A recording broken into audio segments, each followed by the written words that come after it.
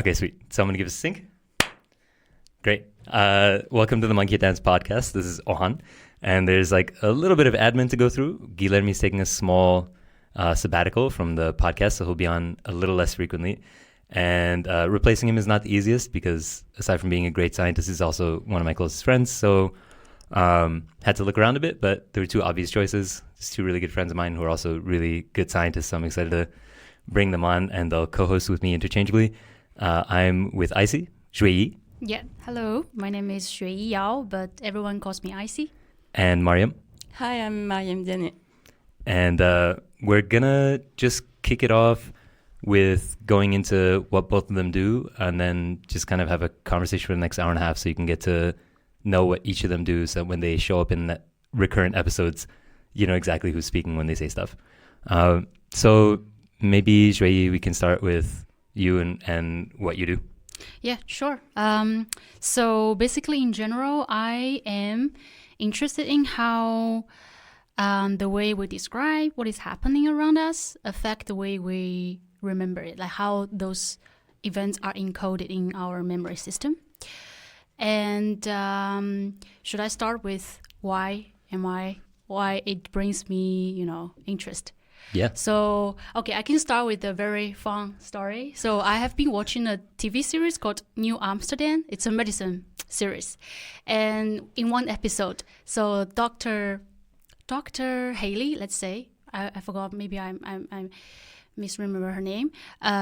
So her first memory of her father is actually reconstructed by how her mom tell her the story. So, and it is only until her therapy session where she talks about her trauma, and she realized that, actually my dad didn't abandon me. So this feelings of her dad abandoning her is actually triggered by how her mom told her the story. So I find it very interesting. And then from a scientific aspect, there's an early behavior research about eyewitness testimony. I think most people are aware of. Like people watch videos of accident, and they were then asked to estimate the speed of the cars, and they manipulate the specific wording of the sentence of the questions. So some people were asked like, what is the speed of the car when they bumped into each other, or they collided with each other, or they just hit, So they manipulate the verb semantics, which elicit the different representations of speed of the cars. And obviously, in the condition where people were asked with this collided with, they estimate the speed of car more dramatically. And also after a week or 2 weeks, the same group of people they also reported to see something like broken glasses, which has never shown up in the video. So those type of research makes me interested in how language play a role on our memory system. So that's basically how I start the project. And also I came across with a phenomenon called representational momentum. So it's a phenomenon in visual cognition where people have this tendency to mentally extrapolate the movement of an object along its trajectory. So I think most people, I don't know, maybe it's not that common for people, especially I used to be in a linguistic section where it's pretty narrowed, but now I'm in a cognitive science department. I feel like more people are willing to connect different domains, different theories together. So I was thinking I'll explain this phenomenon or this theory model first. So people have this, if people were presented with the object, let's say a square, rotating along the trajectory linearly, when they were asked to judge whether the last object, the square, was it the same as the previous one, they are more likely to say yes to the object which actually rotated more forward along the trajectory. So what people remember is not actually what they have seen, it's actually the forward momentum, the forward display of the object. And this is quite a robust phenomenon. It's been tested in different paradigms. Obviously, there are a lot of explanations. People say that, because it's similar to physical momentum. When we stop the car still, moves. And there are some other claims that it's because of eye movement. But in my research, I take it as a tool in a more high-level perspective, like it's a memory system. So we misremember the prediction, the forward movement of object, rather than how it actually worked. So can I stop you there for a question? Yeah. Do you see it as an issue of memory, or that the prediction people are making sort of overrides the reconstruction of the event? I think. What do you think there's a difference between these two? I think there's a difference only because I guess the way I see it is that most of the time we're trying to predict the environment, that most of the mental energy is spent making active predictions, and that the way things are encoded and then recalled is usually to make a prediction about what might come next. Yes. And so that might be, I see it as being a slightly different flavor than a recall that is biased by a memory of movement, right? One is a recall of a biased memory, and the other one is an active prediction that is overriding the memory itself. Yeah, I think it's the later. It's right on. The prediction, because we predict things constantly. Yep. Like our mind is basically a predictive machine. So to better adapt to the environment, for example, the object moves on the table, and then if it drops, I have to respond correctly to catch it. So this prediction. Now here I'm focusing on object. So our prediction of how this object moves overrides what is committed to the memory. So kind of reconstruct this prediction, reconstruct our memory. That's the point. So, and now I'm looking at how language. Whether and how language could permeate this fundamental process in visual cognition. So here, what I talk about representative momentum is attested in object moving linearly, right? And now in 2022, Alon Humphrey and the collaborators, they extended this phenomenon into state change events. So people misremember the object like ice to be more melted and the log to be more burned than they actually were. And then we replicate this effect, so which means that people indeed mentally extrapolated the state change event, like the state of the object to be more changed. And then on top of that, we add language. So, and here we've specifically focused on grammatical aspect. So in English, if we say the ice has melted, right, it indicates that it's a complete event. So it's done, right? It's not ongoing. Whereas if you say the ice is melting or was melting, it specifies the intermediate stages of event. So in perfective aspect, which is the first example, it highlights the end point of the whole event. There's a boundary. And second, it activates the mental representation of an object reaching its end point. But whereas imperfect aspect, it's only focused on the intermediate stages.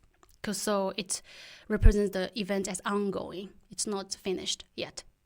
So we ask people to watch state change events where like ice is burning, ice is melting, and log is burning. And then they read sentences either in perfective or imperfective. And then we ask them to recall the last frame of the video they have seen. So that's the whole procedure, pretty simple, pretty straightforward. And what we find that without without language, with pure visual stimuli, people mentally extrapolate the change of the object. But with language, on top of language, their memory of what is the last frame of the video actually is more accurate. So without language. With language, actually. With language, With okay. language. So basically here, what we argue is that language provides a time window for people to rethink what is committed in memory. So we do find a modulating effect of this of language on this representation momentum effect phenomenon.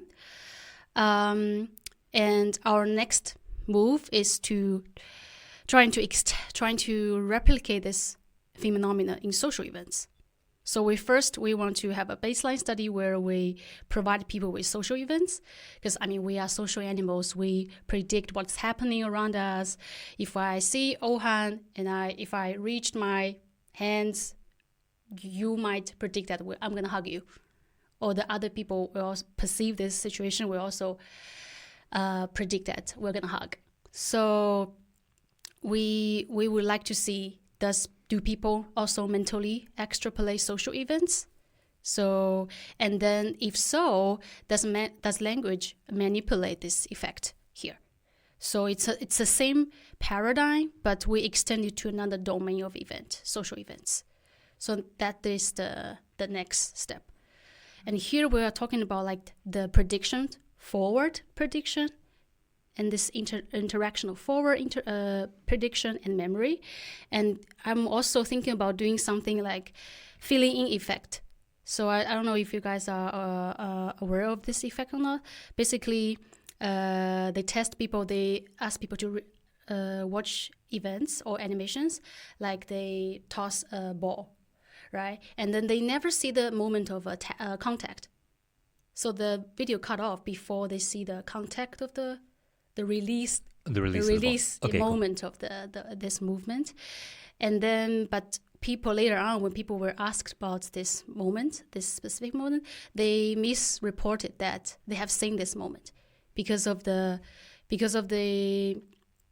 result. They saw the result, like the ball is in the hook, and they connected this movement with the outcome, and then misreport. They filling in this memory, which is not there. So this is like the predictions or mental extrapolation between two event points, and there's a misremember. And then on this specific occasion, we also want to see, does language, play a role here? Does it interact with this false memory system? So that's what I've been doing and what I'm going to do. Yeah, nice. Yeah. I didn't know about the social stuff as well. That's also really fun. Yeah. And one thing that we'd spoken about earlier that I'd love to cover is what's the target phenomenon here? You had said that language is just a tool that you are using to investigate memory. Yeah.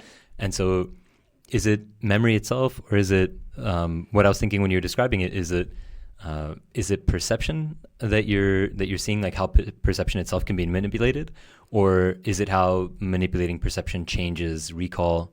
So what's that target phenomenon that you're looking at in your mind, theoretically at least? So far I'm using representation momentum as a tool.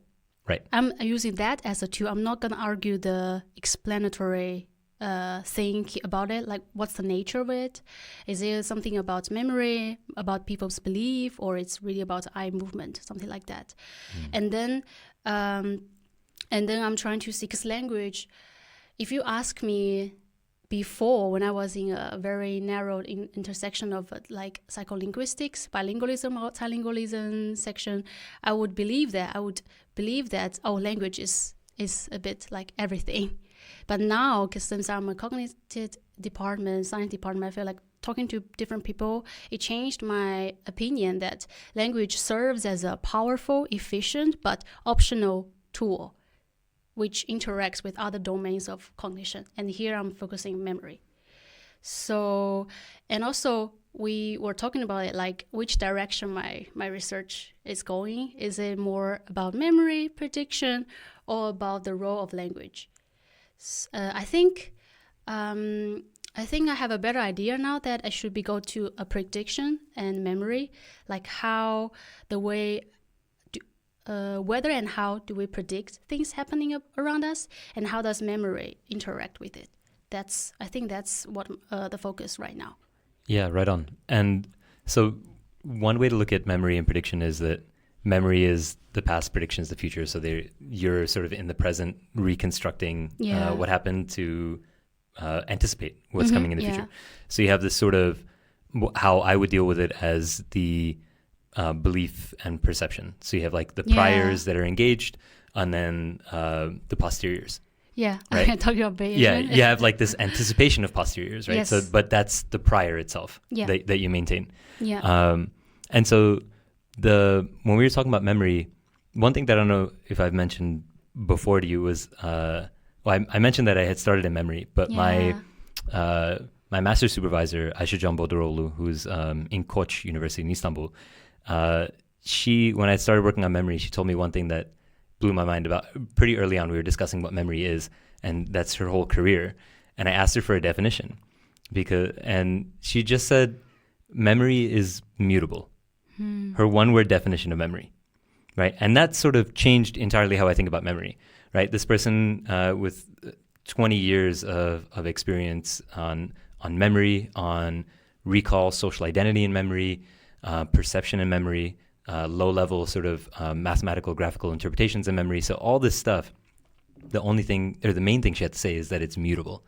And that sort of shifted me from thinking about myself as focusing on memory to thinking of myself as focusing on beliefs, the priors, and then thinking about memory as a reconstructive, imaginative phenomenon, which some folks there's a Center for Memory and Imagination, folks that work on mental time travel. Have you looked at mental time travel, actually? We haven't spoken about it. Yeah, we haven't. Okay. Yeah. Then we'll talk about it later as well. But there's some folks in Grenoble in France that are working on mental time travel and how we try to imagine future events based on the information we have about the past. And just looking at the memories of the future, right, as just as real as the memories of the past, which is that they're not real, right? That it's all just an imaginative phenomenon.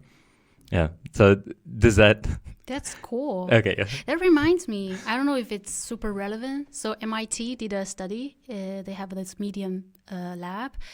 They did a study based on ChatGPT, actually. So you can talk to your future self. So basically, it's a technology of data collection where you talk to your future self, and through talking to your previous, like talking to the future narratives, like what will happen, could potentially reconstruct what you remember, like the things happened before.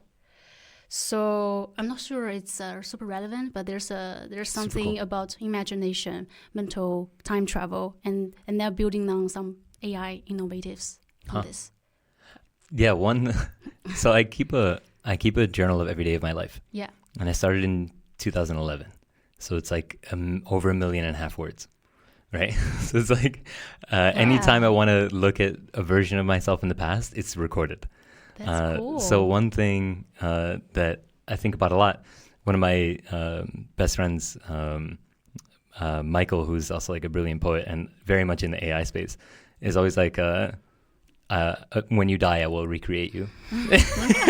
That's possible, no? Because it's probably something like possible. Yeah. It's amazing because when I look at older versions of myself, I realize, I mean, there's a hypothesis that I work with scientifically anyway, is that identity changes constantly, right? But when I look at it in terms of reconstructing me, I'd say like 1.2 million of those words are inaccurate. Like they're accurate to the moment and the previous versions of myself. Yeah. But what subsegment, actually represents the version of me that you know, right? And it's because it's just a constantly changing process. There'll be many things that you recognize, many ideas that you recognize. But in terms of just things done, activities, maybe some ideas on some things. But the remarkable thing, of course, is when you're recording your ideas, there is a sort of constancy. Which was one of the motivations for me. But yeah, it's interesting seeing how things change and things don't change over time. Yeah, there's a Black Mirror episode on exactly this. So it's about this woman who loses the love of her life in an accident, and to help her out, someone tells her to download this app that kind of uses every message, every email, everything he ever wrote to her to recreate his personality. And it's about how she becomes completely consumed by this app and having this fantasy of this remnant, this ghost of him. But it's what you said just now is interesting, because we could imagine a way maybe to sort of take into account the recency of what you wrote and give it more weight. Still, taking into account the trajectory that you went through also, I think could be super helpful in recreating you, quote unquote. And also, before I forget, when you guys were talking about episodic memory or memory in general and sort of its function and whether it's even a thing, it made me think of a paper that I read recently by Johannes Maar and Gergo Chibra about the evolutionary function of episodic memory. And the way they frame it is that the reason we have episodic memory is to give ourselves and others strong epistemic arguments about different things. And episodic memory is just a way to give weight to whatever you're saying, kind of. And to back up your arguments. Yeah, exactly, statement. exactly. And it's also related to, this whole area of research that considers that the reason why we're able to reason in the first place is to convey ideas to others in order to convince them of whatever we need to convince them of. And they kind of tie the two together. Wow. And I see a link with what you guys were talking about before. That's super interesting. I'm not so keen on that type of work, but it is interesting. I mean, because that also, not to throw out just a bunch of names, but it's super Sparberian, right? Like this idea that we build, that we gather information for the sole purpose of structuring arguments. And I don't know. There's a large camp of people who do believe that. I don't know if that tracks as much for me. I think that the mitigation of uncertainty in our own lives for our own selves is, for me, my interpretation is that that's primary. Yeah. And that one of the aspects of maintaining my perception of myself, like a high self-concept, is that I can provide value in my community, right? There's something about that. And I think that we might gather information and try to seem knowledgeable in order to seem like an asset. To me, I think that that's probably a bigger motivation rather than this idea that I want to prove people wrong. Although there's a bit of an overlap, right? Which is why I'm not completely against the idea. But the idea that we might store information purely to argue with people or to provide evidence to others, I think that's secondary to our motivation to just appeal to others as being capable. Maybe you could say that lying, because then something like lying and episodic memory would probably have evolved for the same exact reason if they're right. And it wouldn't just be episodic memery. It'd be the ability to lie. I'm not sure, actually, because lying is taking a much higher risk. I mean, of course, there's a good chance that your memory, because it's reconstructed, could also be false, but at least you have evidence, kind of. When you're lying, you're kind of betting on the fact that people are going to believe you, and you're kind of betting that they're not going to be able to tell that you're lying.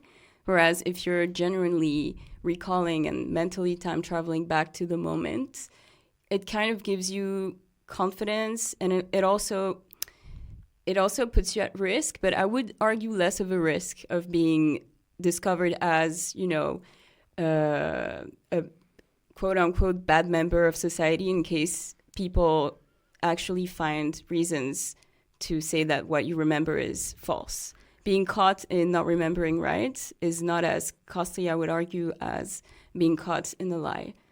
You know what I mean? I mean, that I definitely agree with. I think it's more costly, but I would argue that if the reason that episodic memory evolved is to provide reasons and justifications, then lying would have evolved for the same reason. That one is necessarily more costly, but possibly has a larger reward, right? There's a cost benefit of, I didn't experience it, but I can provide it as rationale. And I'd say for me, the main thing is that if one evolved for arguments, then probably the other evolved for arguments. But I do completely agree that one is much more costly than the other. Maybe lying evolved to protect you and not to convince others. Maybe you would lie to say that. I don't know. I would see it more as maybe more of a survival thing. I mean, both can be survival things, but I don't really see. I don't see them as on the same page. You know. It's funny you say that because I think episodic memory and lying are both survival.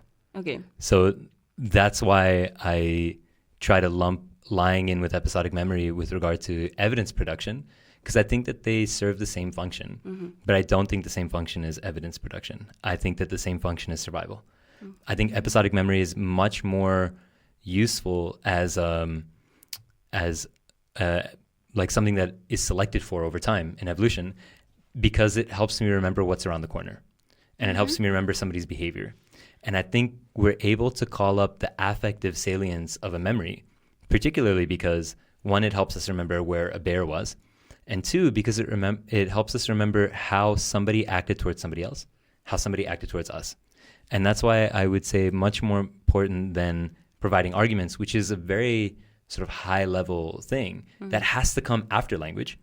I think episodic memory definitely emerged before language, and I think that that's the function that it serves. Yeah, I agree with you actually. Okay. It was just for the sake of nice. of conversation. Yeah. But yeah, the argument. I mean, the key point kind of that makes me also kind of doubt that this is the way things went is the language evolution aspect of it makes it a bit doubtful. Anyway. I think this is really fun. Maybe we can just dive into language for just 1 minute. Because one thing that I'd be curious to get both your takes on, maybe you don't have strong takes on it, but it's something that we mentioned earlier, whether you think there's some capacity that allows us to leverage language that evolved, that language is then built off of, or whether language evolves as its sort of core system to then impact cognition itself. So there's this right, so Chomsky account says that generative grammar, there's language encoded, language facilitates intellect, whatever intelligence is. It's still sort of a mysterious concept to me, but rather than something that comes about, some kind of capacity, you could call it, some kind of proto-logic that then language is scaffolded on.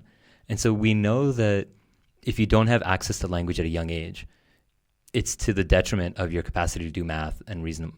But that might be because any type of interaction as a child allows brain development. So it might be that language really facilitates brain development rapidly and better than probably most other things we know, because of how many things need to be dealt with, how much probably plasticity, genesis happens just through the act of speaking and developing language.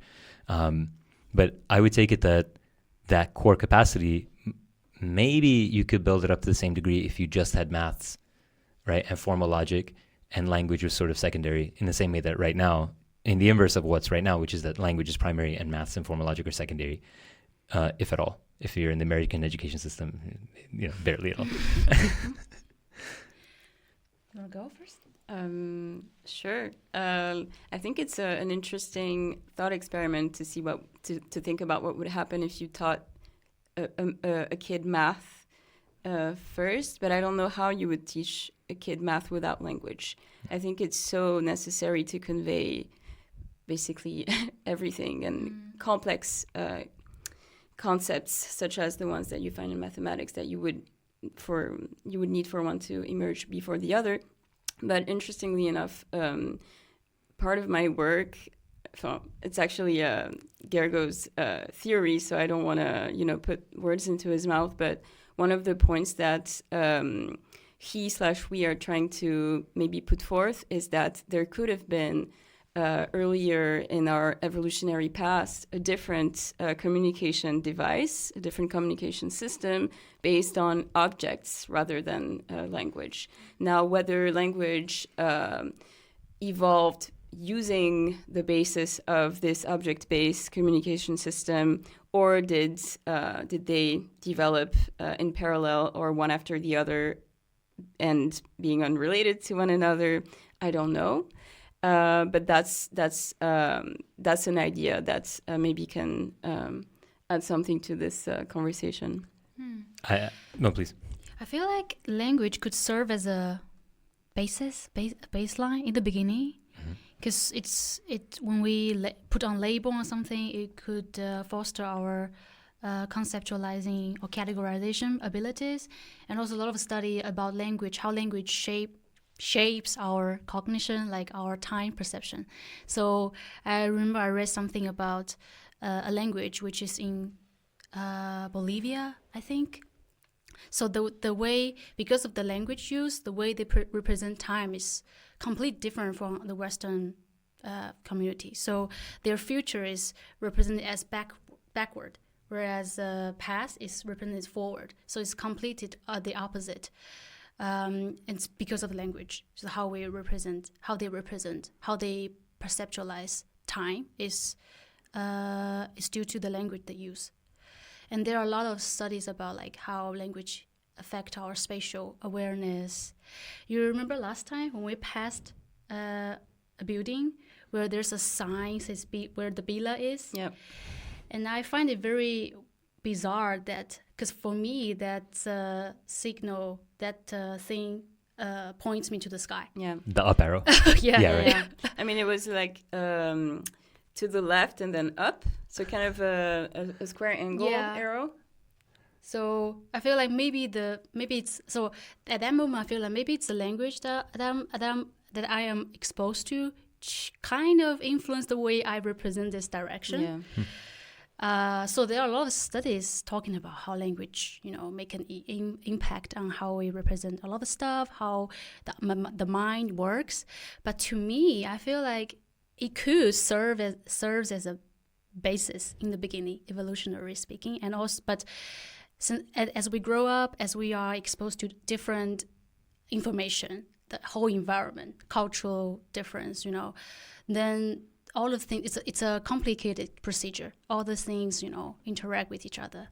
So I don't know. I think in our course, in topics in cognitive science, we also talk about this language of thought thing.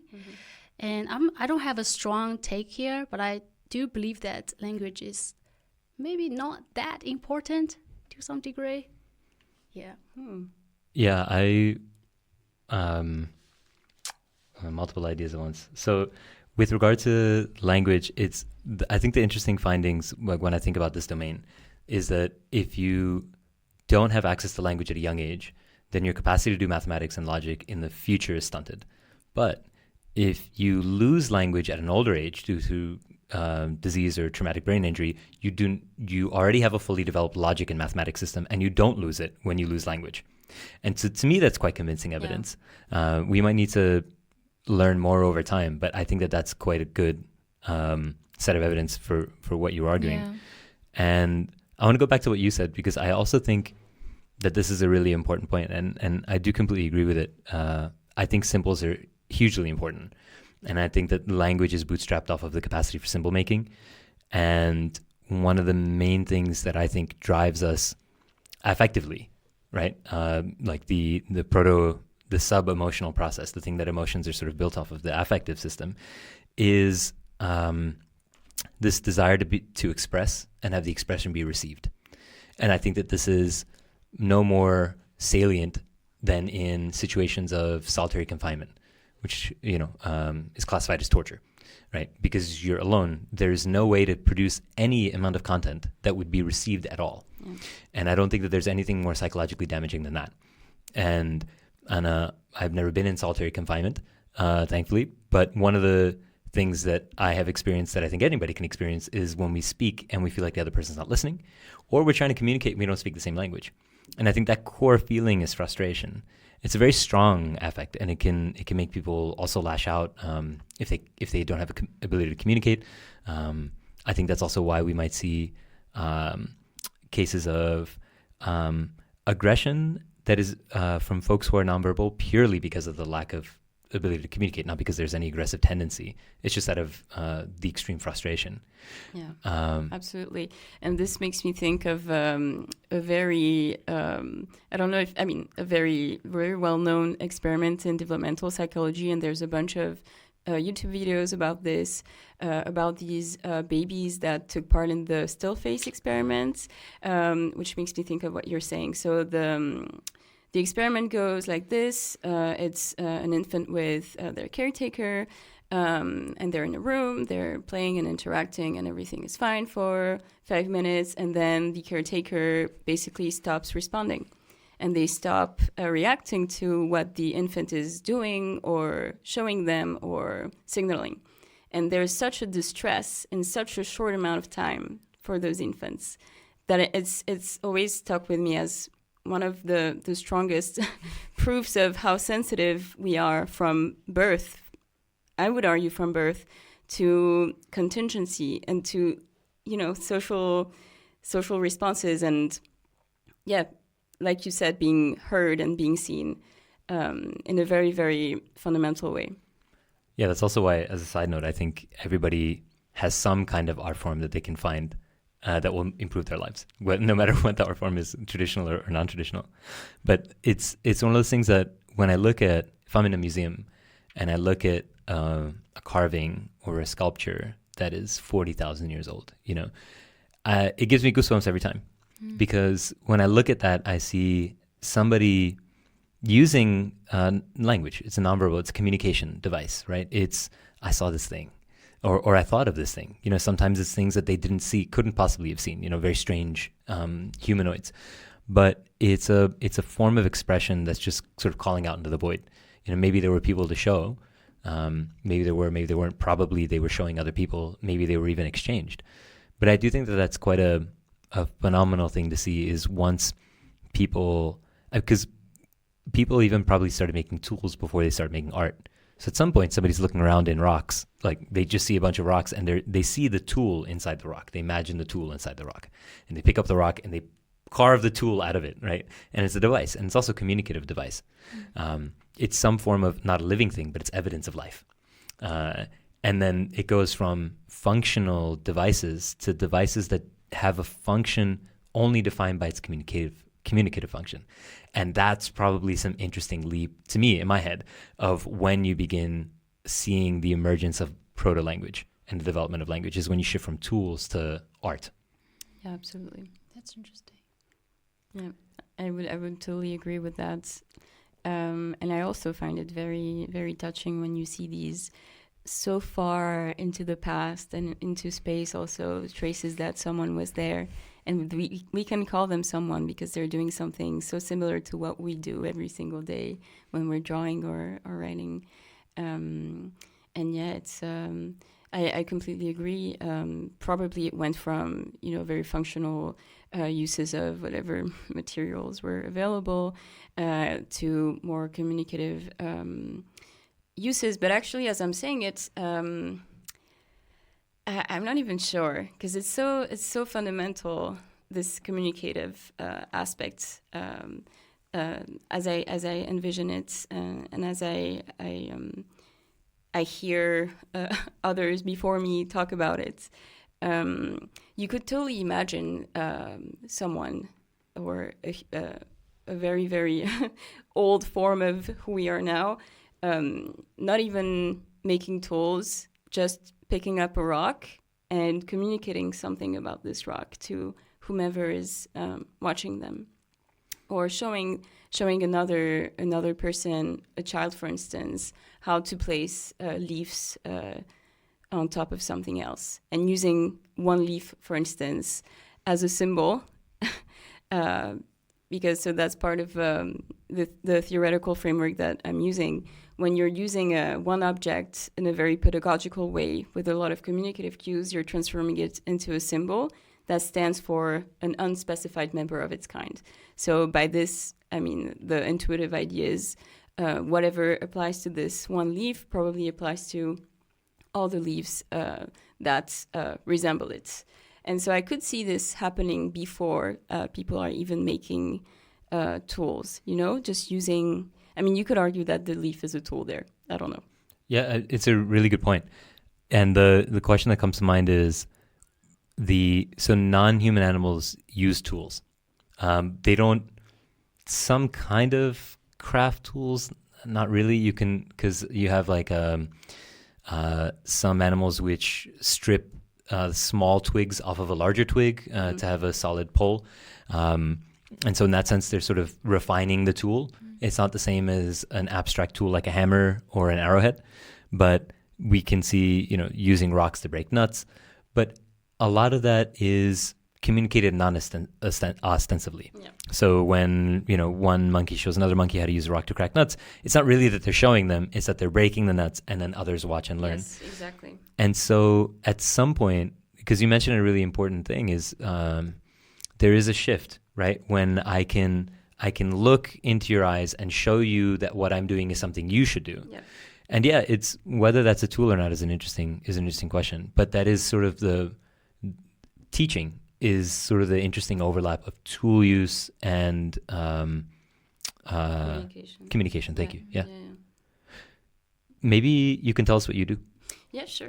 So I've kind of already alluded to it, but I'm working on symbols, quote unquote. So what we call symbols here is any object that is used to stand for something else. So, for instance, my glasses here could stand for a car. Your pen could stand for the Eiffel Tower, whatever, depending on what we agree on. So there's a very big role of communication here, communicative context to what makes a symbol a symbol. And what I'm trying to study is what are the consequences of interpreting objects in the world as symbols on our cognition. And more specifically, when we agree together that my glasses are a car and your pen is a car, we're going to pay a lot more attention to the distance between these objects.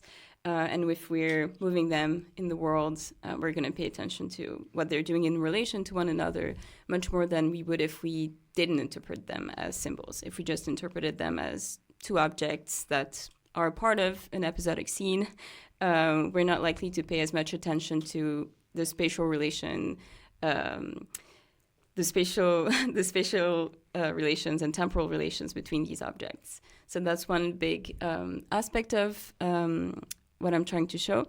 And another, one of the consequences that we're trying to show also is that whatever you're conveying through nonverbal generics, so generics are, for instance, a sentence like zebras have stripes. So it's a generic because it's a general statement, and it's a generic because it's very resistant to counter evidence. That's kind of the signature of generic statements.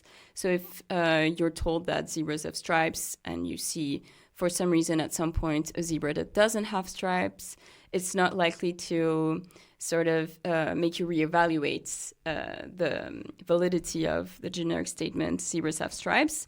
You're more likely to interpret it as an exception, but not as something that makes you doubt that zebras have stripes in general.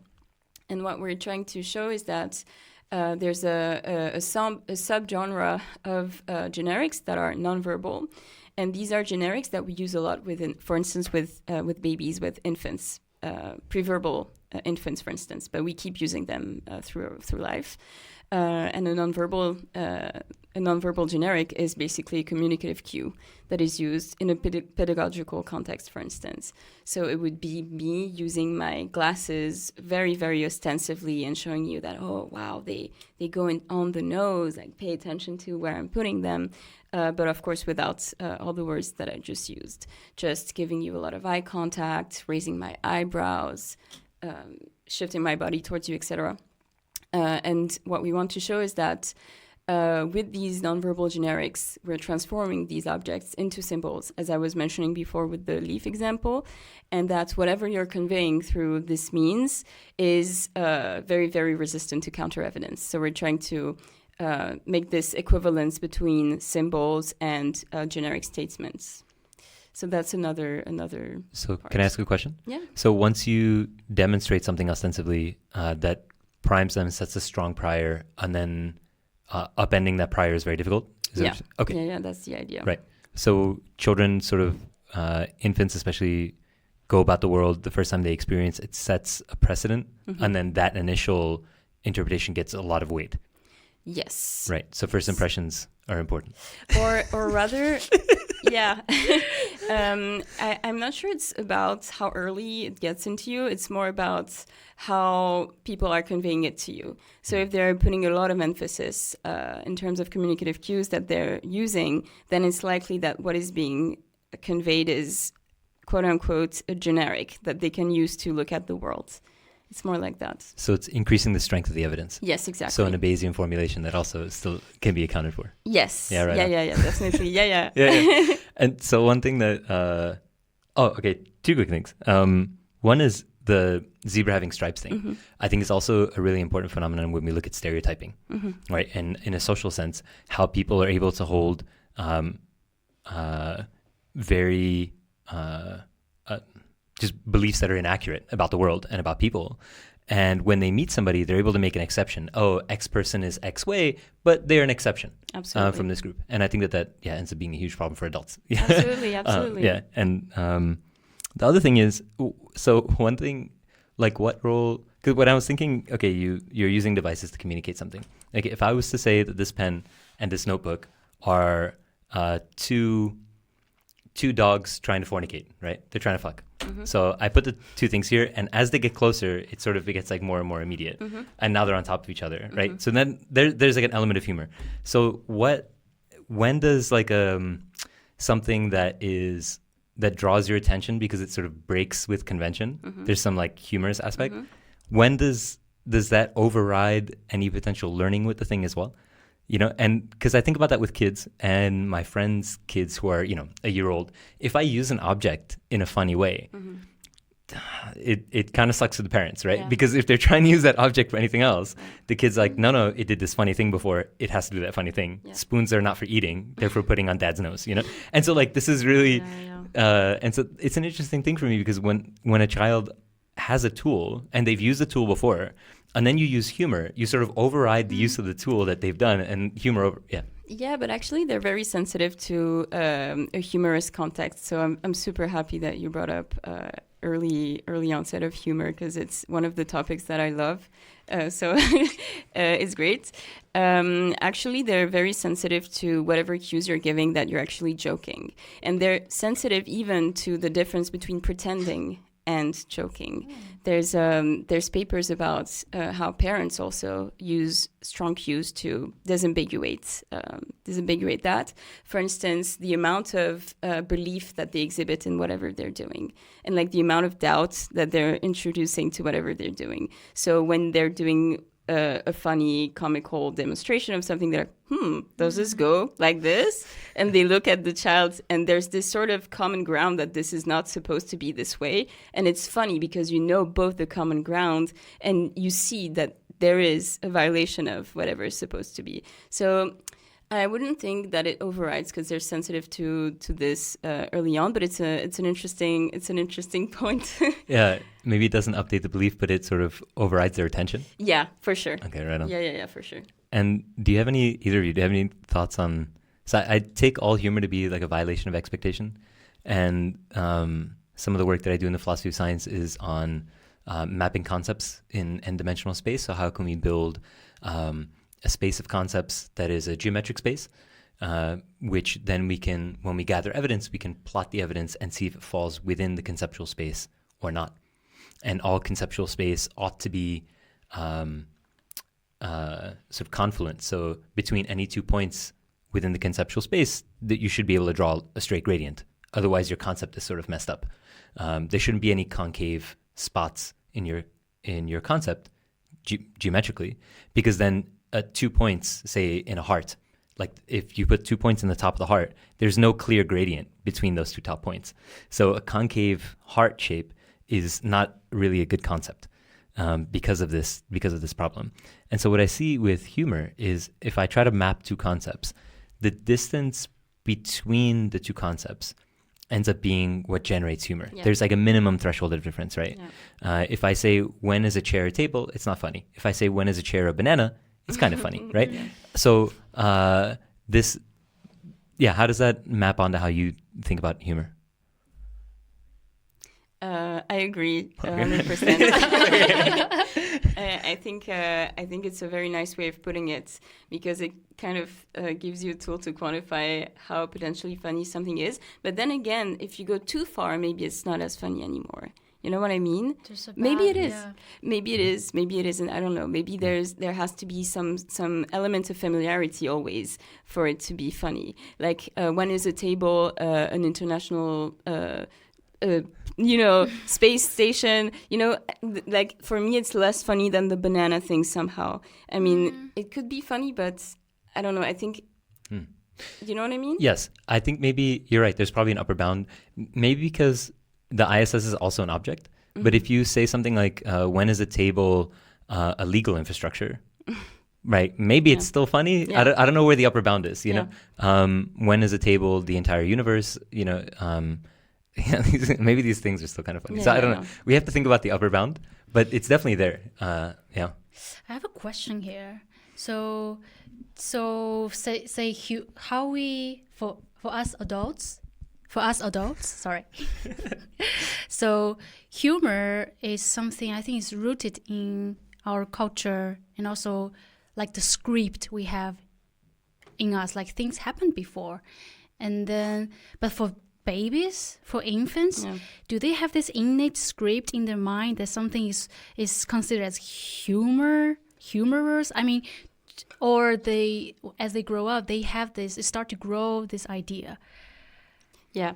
I mean, I'm not a specialist, but I read about this a few years back, because I think it's super interesting about what it says about how complex the cognitive apparatus of infants is when we sometimes minimize that. Anyway, so I think they make jokes about things that they already know. And because they already know them, they're able to sort of foil the expectations of whomever they're making the joke to.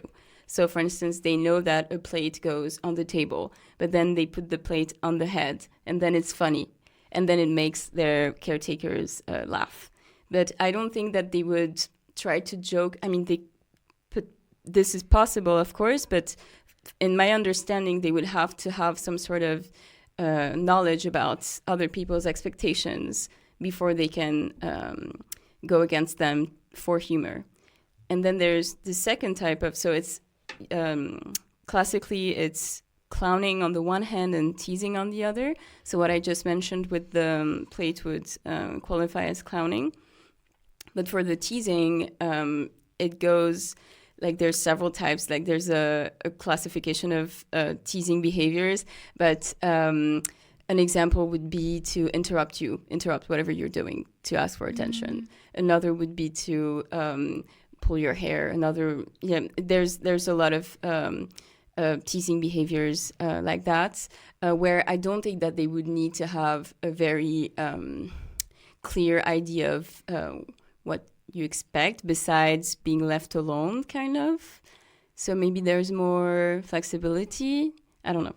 Yeah, I think you bring up an interesting point, that you need to have knowledge that the other person has knowledge as well. Yeah. There's a second order, because an adult could hold a book like a dictionary upside down and it would be moderately funny. I guess an old joke's not that good. But a child wouldn't pick up a dictionary and think it's funny to hold it upside down, because it's all upside down for them. Yeah. There's no way for them to understand. They could copy it, but they would just as easily copy it wrong, because they wouldn't remember the direction the symbols are supposed to face. Yeah, exactly. I think that's a very good example of the way I would see it. Yeah. So then when we think about, say, what are some of the most interesting things you find about temporality in your work?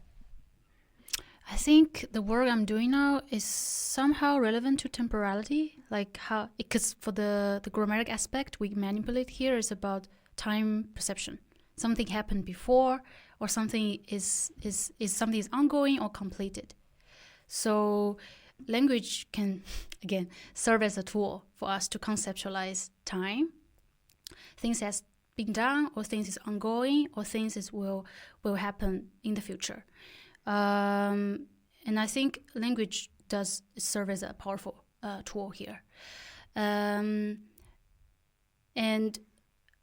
there's an interaction of language and then how the time things happened linearly in memory. I don't know if that makes sense or not. So I do think there's a temporality aspect that is in my work, but I don't specifically tease them apart, or I specifically talk about them.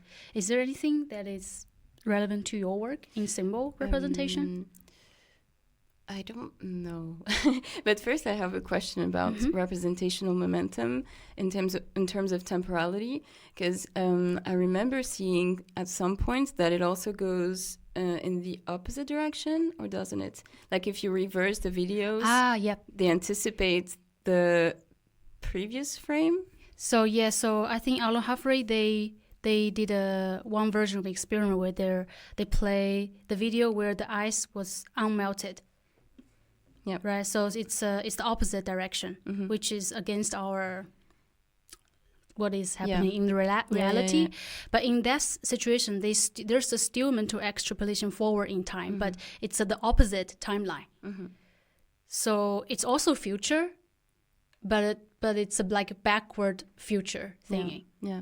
And do you think you would find similar effects with the social interaction thing? So if I play a video where we finished hugging and then we just go backward. Yeah. Interesting. You know, because for the physics of ice being melted and going back, you kind of know what the end state is supposed to be. That is unmelted ice. Yeah. But for social interactions, they become very ambiguous when they're backwards, right? So it's funny because it means that maybe we're not relying exactly on the same thing. What do you think? I think, I'm not sure actually here if it's the event is played backward, because it's it's really ambiguous about what will happen. Yeah, because people has a high level of freedom. I can, if I approach you, I could hug you, I could slap you. So you don't know what will happen. Here, the predictability is very low compared to the object. You know, in the social interaction, then the object moving forward, or it burns or it melts. You know, so in social events, things are more unpredictable. I guess the information we use in social events is more complex, and there are more bits of information we use. So people's facial expression and their body language would be highly indicative, and you can deceive with your facial expression. And that's also why I think sometimes there is misunderstandings. Things get lost in translation, but not linguistic translation, but body language and facial expression translation. So I know that, like, for example, if you go to some of the places where my family is from, people smiling isn't necessarily the most positive. If they're smiling and talking, it might be like, I'm getting frustrated, you know, but this is, you know, I'm trying to demonstrate, I'm trying to keep it calm. Whereas like you could shout it at the person that you love, but that's sort of the way just to have a conversation. It sounds like arguing, but you just speak very loudly at each other and very intensely, but there's no love lost. So there's sort of a lot of things can get lost in translation that way, or not extending your hand to shake somebody's hand. You know, there can be a culture where extending somebody's hand is presumptive, whereas if you don't extend the hand, it's, you know, and also I guess you don't know what you're watching, because if two people are moving backwards from an embrace, it could just be part of like a really elaborate handshake, right? So you think that could be like one step of 20. So I guess there's this really interesting thing where social, like you guys said, is so ambiguous, and there's so many cues that we use. Yeah, exactly. So we can manipulate like facial expressions, we can manipulate like eye contact. There are a lot of features we use to predict things happening around us. It's very dynamic. in social events, and it's hard to predict sometimes. So maybe when we use language, things that are ambiguous could be more. It will make it more efficient for us to understand what's going on. Mm-hmm. It's like putting label on the things, which is a bit unpredictable. But if you tell me, oh, they are gonna hug or they are gonna shake hands, you will be like, oh, okay. So you could get rid of some of the unpredictabilities here. Yeah, for sure. But we will see if this works. Before we can begin to wrap it up, but we also don't need to. Are there any other topics that you want to talk about? I just wanted to quickly bounce. We're not in a rush at all. We have plenty of time. Just about what Icy was just talking about. I remember there was this speaker that came to see you, I think last year, and he was talking about how we predict better the behavior of someone from our in-group, quote unquote. In-group, out-group. Yeah. Do you think this would play a role? Yeah, that's what I think I talked to Ohan somehow a long time ago, talking about the proposal where if for example, if I see two people who is like me, who are Asian, or who is a woman, then I will be more engaged. I will be more likely to predict what is going on. Or there's another hypothesis that because I know what's going to happen, I have a script there, so I save the energy or the effort to predict what's going on. So like in-group, out-group bias could be one feature that we manipulate there to see if people allocate more attention to such events. So yeah, that's a good point. Yeah, I guess with something like an in-group and out-group dynamic, we have a lot of things we attempt to anticipate in terms of what they will say. We have a lot of things that we impose on them in terms of biases. So it does end up being quite an interesting phenomenon to incorporate into really any line of research, right? Is that once we start discussing any type of social grouping, we talk about some of the most salient biases that we can engage in. And I think something that actually like Guilherme and I have chatted a lot about is how you present yourself in society and the types of things you want to communicate, and also the types of thing your appearance allows you to communicate. So being a white man without tattoos or piercings, there are things that I could communicate to some right-wing white man who might see me as an in-group member, and maybe I have a chance to communicate something to them more easily, right? In that sense, there's the ability to be subversive, right?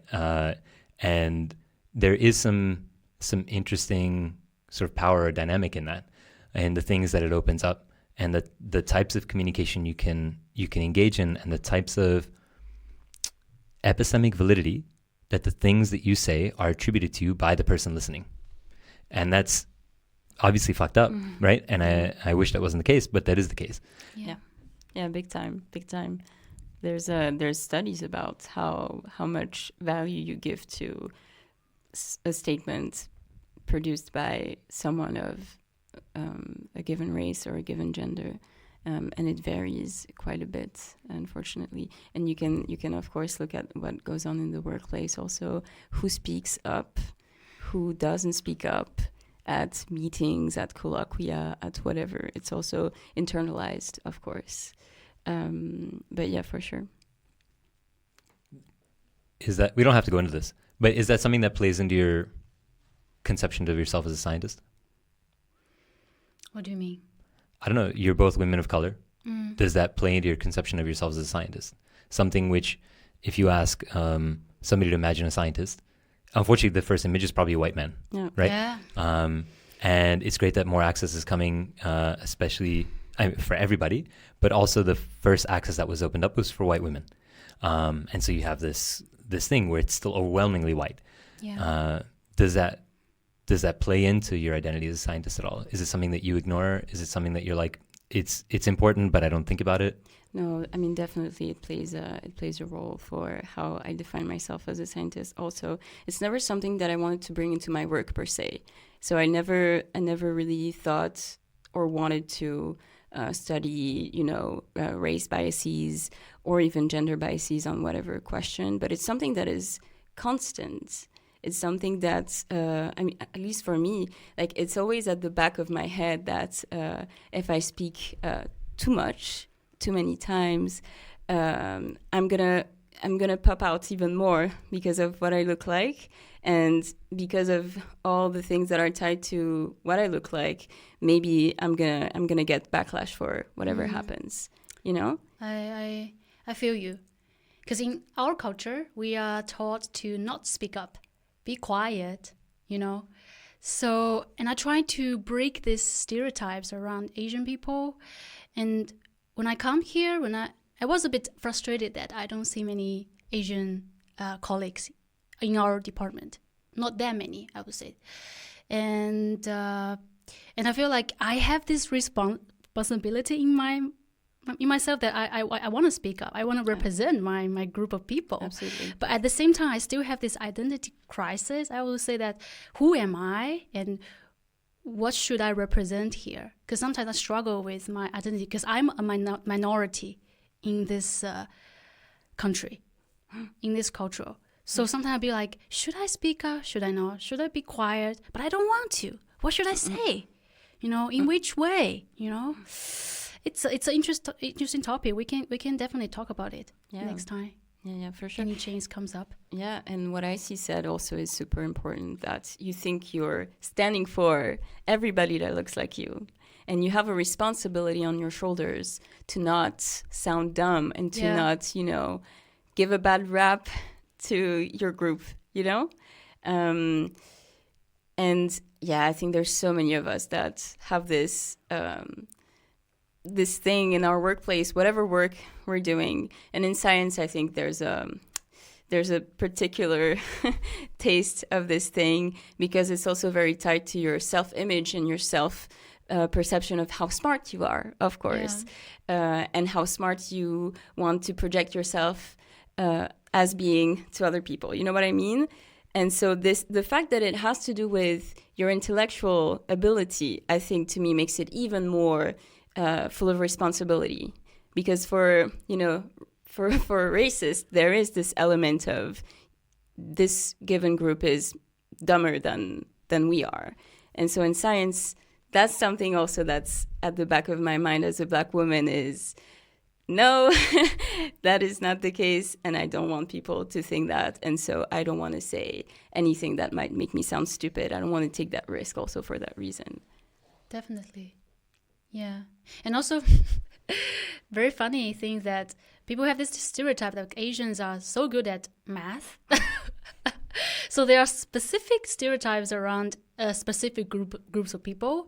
And I feel like since I'm a minority here and I have this pressure or this responsibility on my shoulder that I have to represent my group well, not to shame my group or something. Even though I feel like, am I that important in this sense? Should I carry this responsibility and pressure all the way, So it's complicated sometimes. Yeah. I mean, I don't see it as I think I'm important and therefore I carry this weight on my shoulders. It's just that people project things onto us, And it's not how we perceive ourselves. It's about others' projections. Yes. On ourselves. Yes. You know what I mean? Yeah, and that goes beyond just ourselves. Yeah. It applies to the group as a whole. Exactly. Tying back to generics also.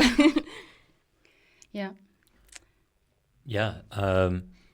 Maybe what made you get into science, or what drives you? What's the thing you hope to get out of, one, being a scientist, and two, maybe your specific area of research? What's sort of the main thing you'd love to figure out, even if you think it'll be figured out 1,000 years after your death?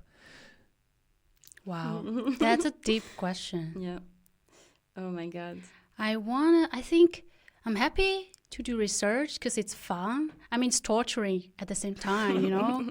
But looking at the data, looking at the design, and hopefully things go as we predict, and you feel like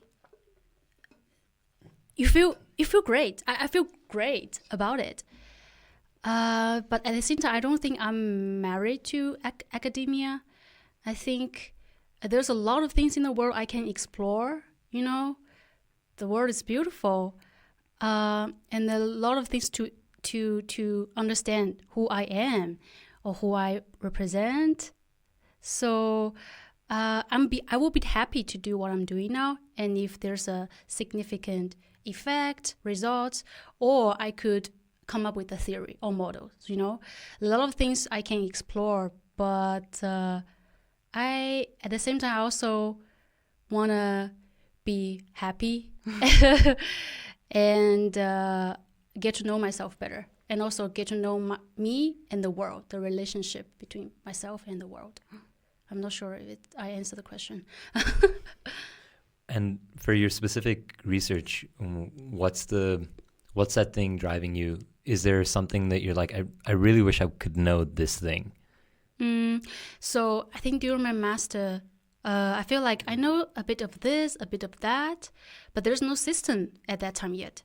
So I think during my PhD, since I have time to explore, I want to build a system. I want to understand more things and then read things in detail, and then see if I really can understand the whole picture. You know, so for me, it's like putting all the puzzles, putting a bit of this, a bit of that together into a whole picture. Help me understand like how our mind works and how human cognition, what is human cognition, and what is the connection between different domains of human cognition. I think that will make me content. Yeah. And so the picture is not a specific picture of a question, but you're in the research you are because that's an interesting component, but cognition as a whole is really the thing that drives you. Yeah, a lot of things. I mean, animal cognition also, not only human cognition, right? Yeah, for sure. For me, I love it so far. I feel like it's a dangerous game, research, because there's so much of yourself also tied to your work. Of course, we try to keep a distance, a sane distance between who you are and what you do and the results you get, but it's very hard to achieve. There's an element of, if I do well, then that means I'm good to science that I find dangerous, but also intoxicating and wonderful. That's one of the things that drives me, actually, I think, is that I want to do good and I want to be good at what I do. And science, it's cruel also because you can be very good at what you do and still get no results. But yeah, so for me, I didn't start out in academia, actually. I studied humanities for a while, and then I went into this media communication school, which didn't fulfill me intellectually at all. I will say that very bluntly. And then after that came the question of what I would do to earn a living. And I tried working for someone in a commercial company. And this specific company I had high hopes for because it was a publishing company, and I had a very romantic idea of what it was to be in the publishing industry and to read manuscripts and to give a voice to authors and all of that. And I think IC also worked in the publishing at some point. But the reality of it is, of course, as you can imagine, much more tied to capitalism and commercial aspects of it, and that nearly broke me. I will say it very bluntly again. It was a very difficult moment for me because I didn't see a way out. I didn't see how I would be able to make a living without working for a company that I didn't respect. And I'm sorry if by some weird random thing, someone that I used to work with listens to this, because I had wonderful colleagues and I respect them and I respect their work 100%. But it's just sometimes what they put forth had so little to do with the core, which is literature, which is someone's unique perspective on the world, that I had a hard time taking it. And so this perspective also comes from a place of privilege, right? I was in this company, and this, so just to be precise here, it was a master thesis. So I wasn't even a full on member, but this is the type of company I saw myself working in. And after this 6-month period, I completely disconnected with everything related to my previous studies, and I worked in a junior high for a year. And being in contact with kids, they were between 10 and 15. Oh my God, like it made so much more sense to me. And I had been interested in psychology for a long time, ever since, junior high school. I mean, I think all of us had like this, this curiosity for the human mind if we ended up here. And it was my case.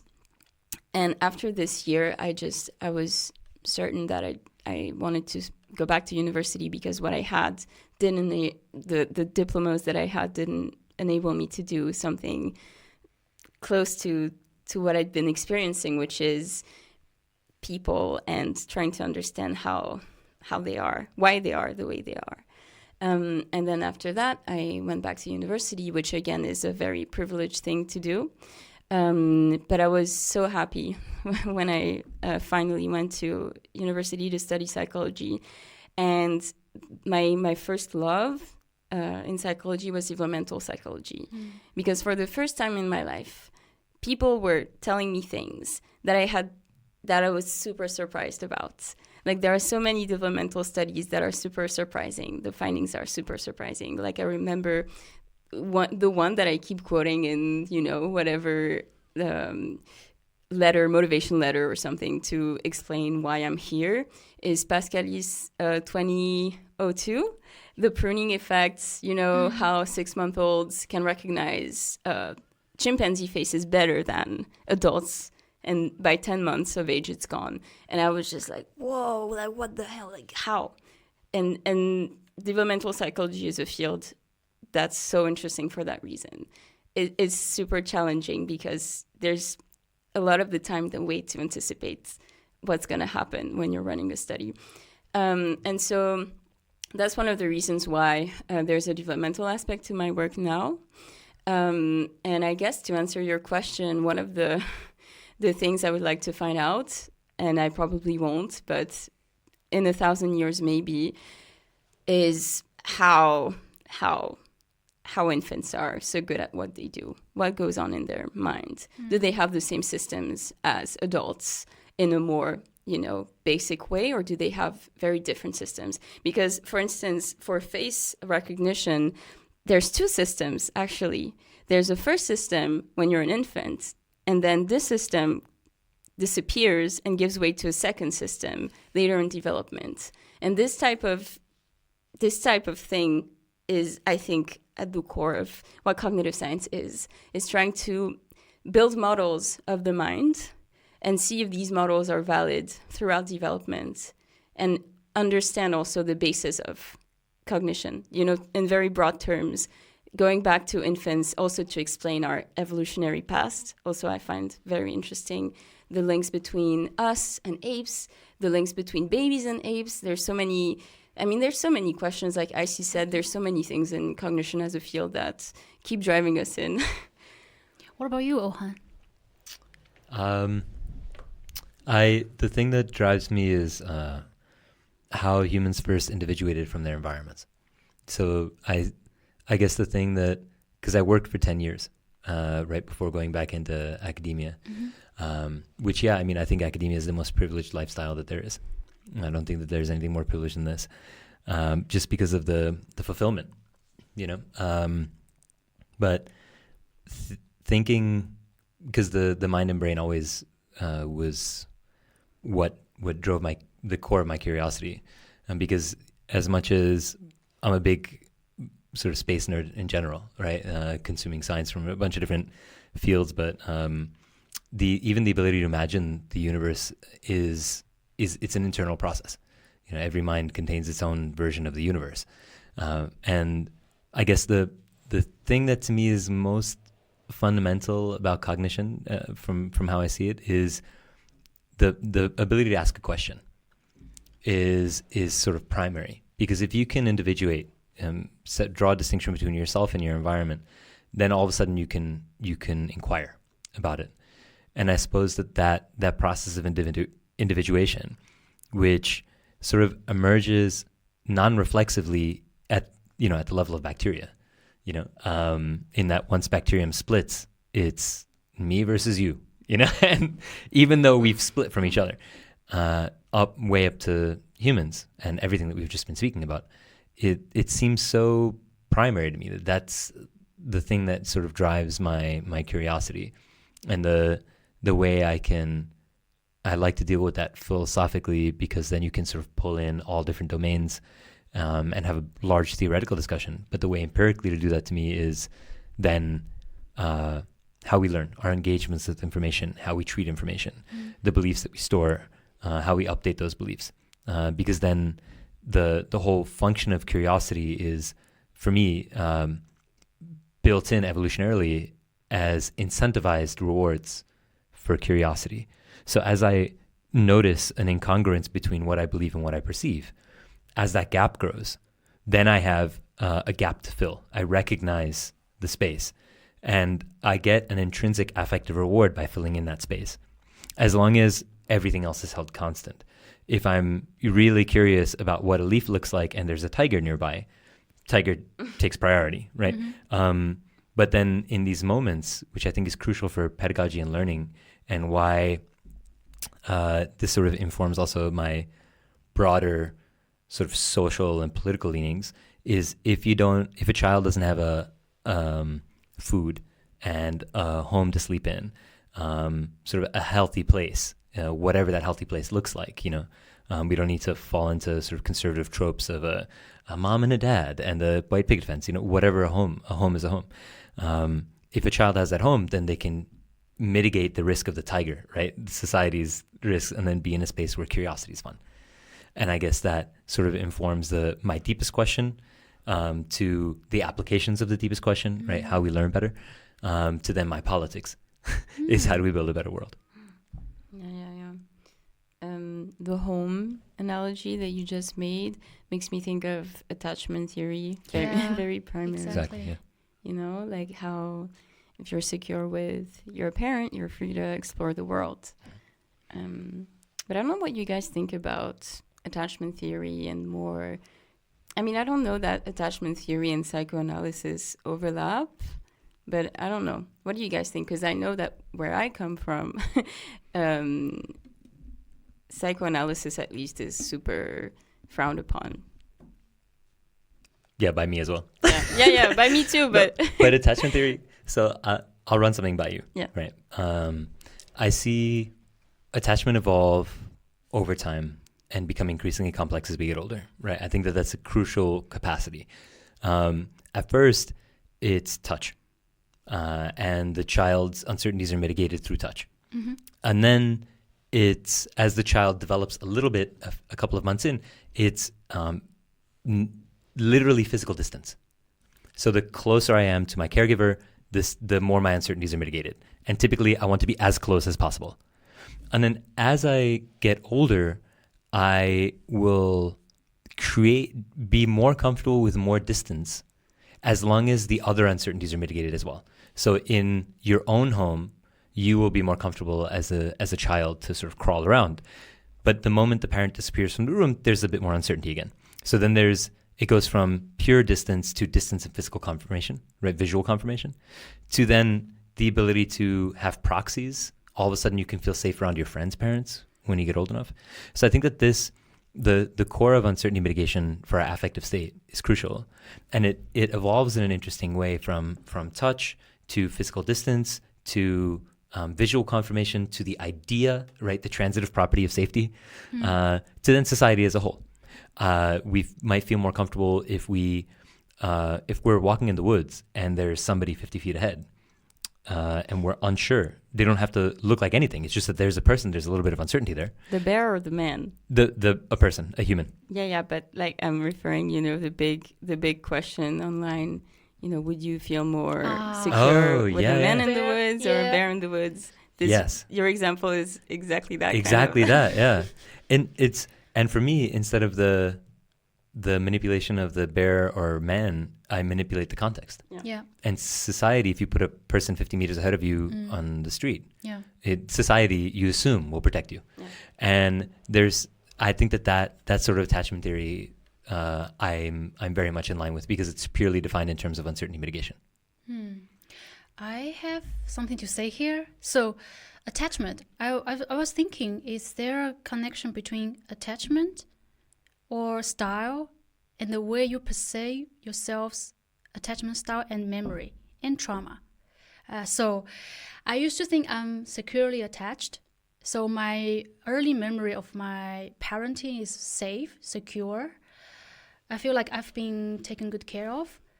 But now, since I've been doing therapy, I've been, trying to unpack things happened before. So I feel like there's an inconsistency between what I think and what have happened. So maybe what I remember, the attachment I have before, is actually not true. So I thought, in my memory, I feel like I was well protected by the society or by the environment around me, my family, my parents. But that's not true. It's just the memory is not in line with what is actually happened. Yeah. And my brain is kind of shut down to protect me from those traumas, which is bounded, which is associated with this attachment thing. I don't know if it makes sense or not, but it's just an idea that pops up. Yeah. So maybe there's not an absolute attachment. It's something relevant to, the environment and how you remember it. So maybe I am not securely attached. It's just I feel like I was raised up like that. Mm-hmm. But as I unpack the things happened, I feel like it's not the case. It's just my mind, my brain trying to protect me. I was it's a protection mechanism, I don't know if that makes sense or not. No, it does. It does for sure. So here memory plays a part in how we perceive ourselves. And here is about attachment style. So then how would you think about, if you say you don't remember what happened, how do you then reconstruct the truth? Because then the truth is a nebulous thing anyway, and truth is a very subjective concept. In that, two people could view the same parenting style and think that one could think it's fine, one could think it's not fine. And so what's your process of then reconstructing what you now believe to be the truth versus what you previously believed to be the truth? I think it's about my projection of myself around people around me. So it's the new experience or new events happening around me at certain important stages of my life that triggers me to rethink what is committed in my memory. So things happening around, like when I talk about this attachment style or parenting upbringing with Mariem, and then suddenly I feel like, oh, this is not what I remembered. So it kind of triggers the entrance of reconstructing the memory system, So it's I don't know, at least for me, it takes a long time for me to really to think about this attachment style and why in the relationship or in intimacy or in any relationship in my life, why would I behave like this? So I think at a certain point of time, you just come across with these situations where you start to reflect, start to rethink what has really happened there. Yeah. Is there something wrong with my memory? Yeah.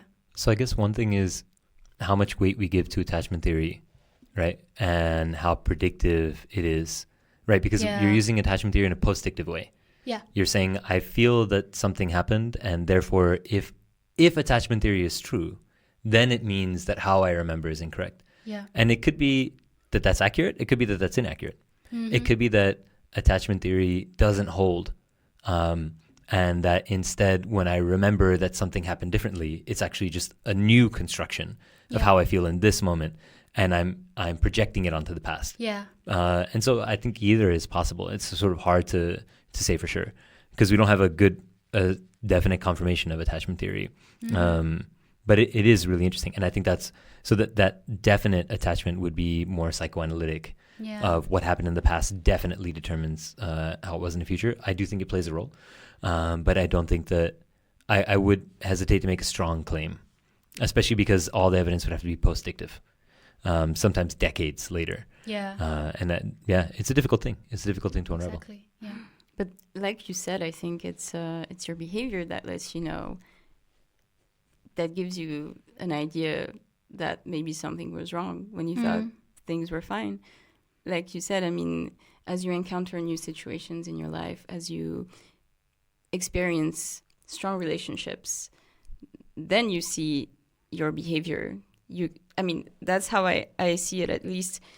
That's how it went for me, at least, is I didn't really mentally travel back in time much until I behaved a certain way. And then I would ask myself, why? Yeah. And then post-actively, then I would sort of find answers in the past also. But yeah, outside of behavior, it's hard to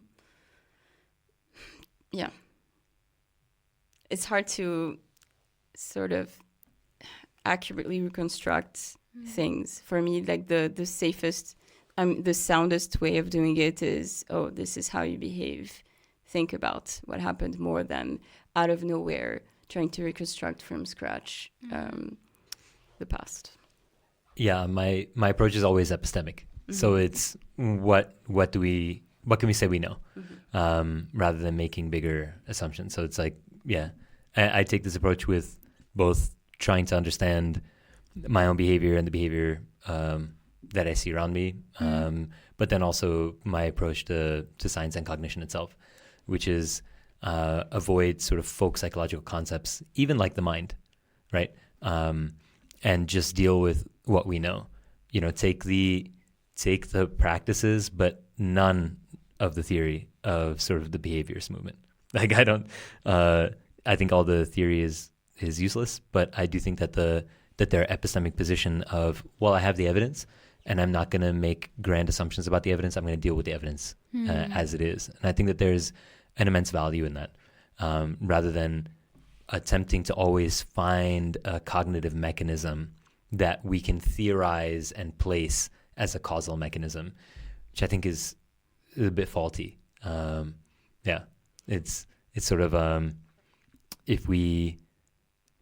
it's sort of a more Bayesian approach to even how we do the science, right? And I think that there is the cognitivist movement, which now, like, the generation of the advisors that we have around us are sort of products of the cognitive movement, which was a reaction to the behaviorist movement.